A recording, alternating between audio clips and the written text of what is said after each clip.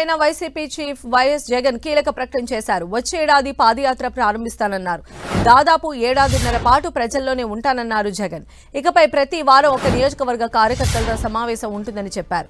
Eluru assembly నియోజకవర్గ కార్యకర్తలతో సమావేశమైన జగన్ ఈ వ్యాఖ్యలు చేశారు. ఇక ప్రస్తుతం కూటమి ప్రభుత్వంలో అన్ని వ్యవస్థలు నిర్వీర్యం అయ్యాయని ఆరోపించారు. కూటమి ప్రభుత్వానికి మిగిలింది 3 ఏళ్లు మాత్రమేనని అన్నారు.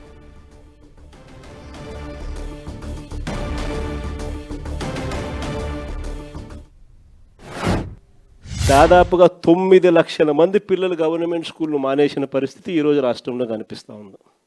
స్కూళ్ళు నాశనం అయిపోయాయి.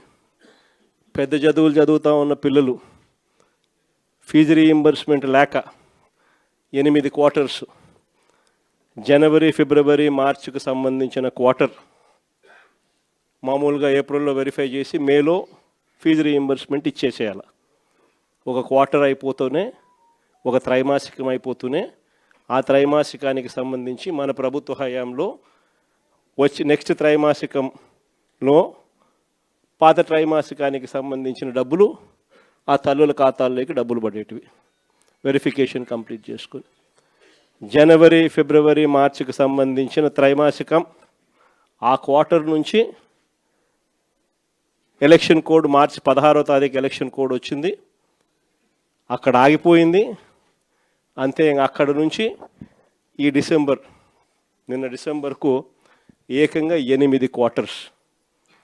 ఒక్కొక్క క్వార్టర్కు పిల్లలకు ఫీజు రీయింబర్స్మెంట్ కింద 700 కోట్లు ఒక్కొక్క క్వార్టర్కు త్రైమాసికానికి డబ్బులు ఇవ్వాల్సి వస్తే 8 క్వార్టర్స్ అంటే 8 × 7 5,600 కోట్లకు గాను కేవలం 700 కోట్లు ఇచ్చినారు.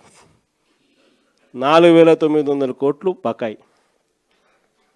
వసతి దీవెన కింద ప్రతి జనవరిలో 1,100 కోట్లు పిల్లలకు బోర్డింగ్ అండ్ లాడ్జింగ్ ఖర్చుల కోసం, ఇంజనీరింగ్ చదివే పిల్లలకు, ఇటువంటి చదువులకు, డిగ్రీ చదివే పిల్లలకు ప్రతి సంవత్సరం, ఇంజనీరింగ్ చదివే పిల్లలకైతే 20,000, పాలిటెక్నిక్ చదివే పిల్లలకు 15,000, ఐటీఐ చదివే పిల్లలకు 10,000, ఇలా ప్రతి సంవత్సరం కూడా క్రమం తప్పకుండా ఏప్రిల్ మాసంలో ప్రతి సంవత్సరంలో 1,100 కోట్లు మన ప్రభుత్వం జమ చేసేది.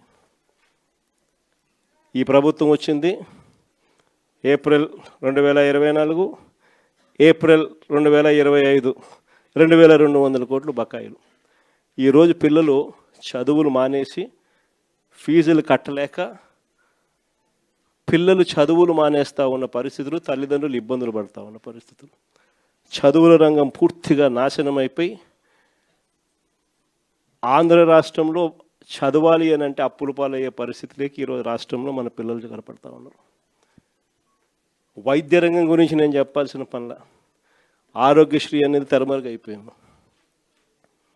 ఏకంగా నెలకు 300 కోట్ల రూపాయలు ఖర్చు అవుతుంది ఆ పథకానికి. ప్రతి పేదవాడికి, ప్రతి మధ్యతరగతి వారికి ఏకంగా 25 లక్షల దాకా ఉచితంగా పేదవాడికి వైద్యం అందించే పరిస్థితి మన ప్రభుత్వం. 3,300 ప్రొసీజర్లకు విస్తరించి 25 లక్షల దాకా ఉచితంగా పేదవాడికి వైద్యం అందిస్తూ, పేద మధ్యతరగతి వారికి వైద్యం అందిస్తూ మన ప్రభుత్వ హయాంలో ఆరోగ్యశ్రీని నాన్న ఈ లెవెల్లోకి తీసుకొస్తే మనం ఈ లెవెల్లోకి తీసుకుని పోయి నడిపించినాం. ఈ రోజుకి దాదాపుగా 20 నెలలు × 300 కోట్లు అంటే దాదాపుగా 6,000 కోట్లు ఈ రోజుకి కూడా బకాయిలు